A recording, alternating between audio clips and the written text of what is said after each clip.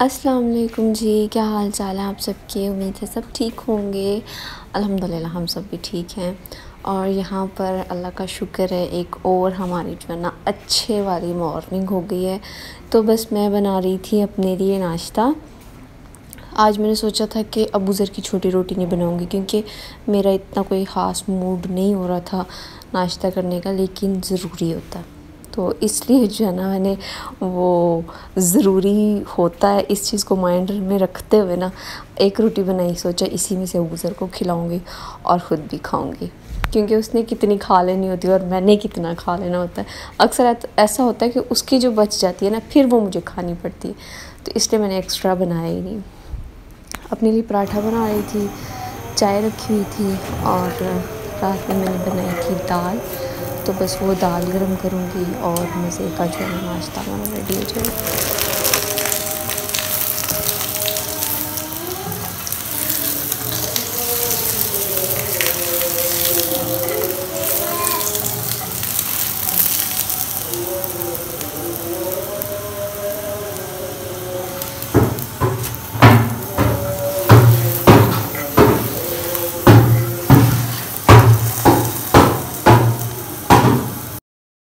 नाश्ता करने के बाद जनाब मैंने सोचा था कि आज जो है ना मैं सारे काम करूँगी, कपड़े वॉश कर लूँगी, क्योंकि कपड़े भी हो गए थे धोने वाले और क्लीनिंग वाला काम भी था।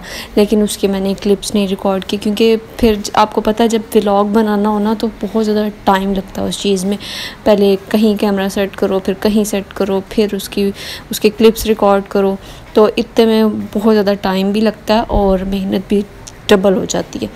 तो मेरी तबीयत कुछ मतलब सेट नहीं थी, थोड़ी डाउन सी थी। तो मैंने सोचा कि आज जो है ना बस जल्दी काम ख़त्म करती हूँ, व्लॉग हम फिर किसी और दिन बना लेंगे। लेकिन ऐसा नहीं है कि मैंने क्लिप्स नहीं रिकॉर्ड किए थे, कुछ इतने कर लिए थे कि मेरा जो व्लॉग है वो बन जाएगा। और अबू ज़र को जनाब ऐसी आदत बनी हुई है ना, मैं नाश्ता बना रही हूँ या कोई भी काम कर रही हूँ ना, उसने मेरे साथ किचन में ही रहना होता है। और आजकल पता है क्या करता है, मैं रोटी बना रही होती ना, मुझसे थोड़ा सा आटा लेता है, जैसे मैं रोटी बनाती हूँ वैसे बनाता है, और फिर अपनी तरफ से ना चिड़ियों को डाल देता है आटा। अपनी तरफ से वो चिड़िया की रोटी बना रहा होता है। तो यहाँ पर बस मेरे पास ही खड़ा था।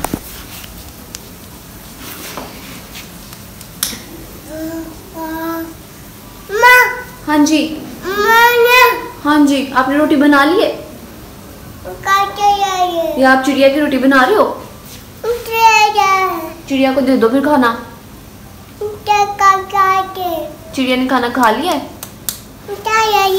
खा लिया है? अब से चिड़िया ने, हाँ जी हाँ जी हाँ जी। ओह, चिड़िया ने खाना खा लिया?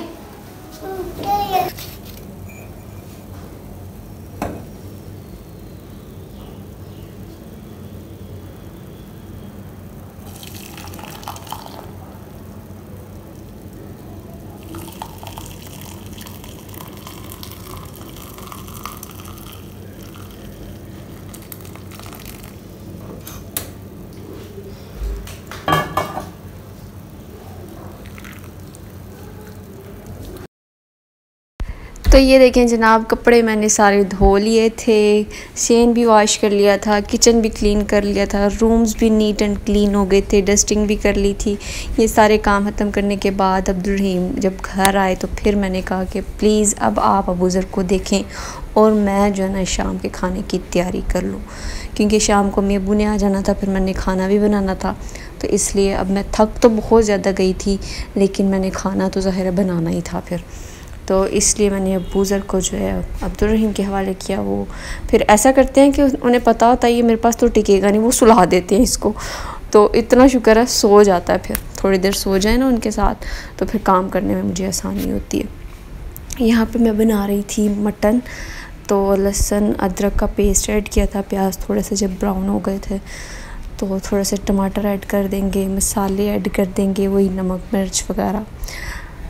बाकी बस आप लोगों को पता ही है मटन कैसे बनता है, मुझे बताने की ज़रूरत ही नहीं है। लेकिन वही बात है कि बताने का मकसद ये होता है कि बात करने का बहाना मिल जाता है ना। मैंने जल्दी से जब सालन बना लिया तो इतनी मुझे भूख लगी हुई थी, इतनी भूख लगी हुई थी, क्योंकि नाश्ते के बाद इतना ज़्यादा काम किया था और फिर बस हो गई थी। काम करने के बाद ना भूख तो लग ही जाती है, तो इसलिए अम्मी अब्बू ने तो लेट ही आना था। वो तकरीबन 11 साढ़े 11 पौने 12 बजे पहुँचे थे, तो मैंने और अब्दुल रहीम ने फिर खाना खा लिया था। लेकिन उनके साथ जब वो आए थे फिर भी थोड़ा बहुत हमने खाया था, लेकिन जो भूख लगी हुई थी ना शदीद वाली, उसको कम करने के लिए मैंने खाना खा लिया था।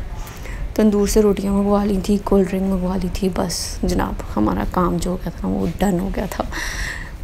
और गर्मी का क्या कहूँ, गर्मी बस जा रही है, लेकिन जाते जाते बता रही है कि मैं हूँ। बस ये 1 महीना डेढ़ है, उसके बाद रातें जो हैं वो ठंडी होने शुरू हो जाएंगी, हवाएं चलना शुरू हो जाएंगी।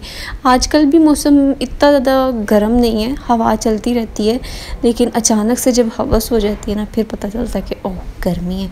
और अगस्त में तो जनाब फिर अब्दुल रहीम की बर्थडे भी आ रही है, उसका भी कुछ सोचना है। क्या सोचना है, कुछ भी नहीं करना होता, मैंने सोचना ही होता, बस करती मैं कुछ भी नहीं। लेकिन चलो कोई नहीं, बंदा अगले बंदे को थोड़ा बहुत स्पेशल तो फील करवा ही सकता है ना, कुछ और नहीं तो आप लोगों ने गिफ्ट में ना दुआएं देनी है ज़्यादा सी उनको। अभी नहीं है बर्थडे, कुछ दिन हैं अभी बाकी, जब होगी तो मैं आप लोगों को ज़रूर बताऊंगी। और अगर ज़्यादा दिल करे ना कोई गिफ्ट भेजने का तो मेरा चैनल सब्सक्राइब कर देना, उनको गिफ्ट खुद ब खुद मिल जाएगा। तो बस यहाँ पर मसाला मैंने अच्छे से भूना था, इसमें डाला मैंने मटन, इसको थोड़ा सा भूनूंगी और थोड़ा पानी ऐड करके फिर इसको मैं वेट लगवा दूंगी, फिर खोलूंगी। फिर मैंने इसमें थोड़ा सा दही ऐड करके दोबारा इसकी भुनाई की थी। वो क्लिप जो है ना मुझसे शायद डिलीट हो गया, या फिर शायद मैंने लिया ही नहीं है, लेकिन दही भी मैंने इसमें बाद में ऐड करके इसकी अच्छे से बुनाई की थी, फिर दोबारा वेट लगवाया था और मज़ेदार से हमारा जो सालन तैयार हो गया था।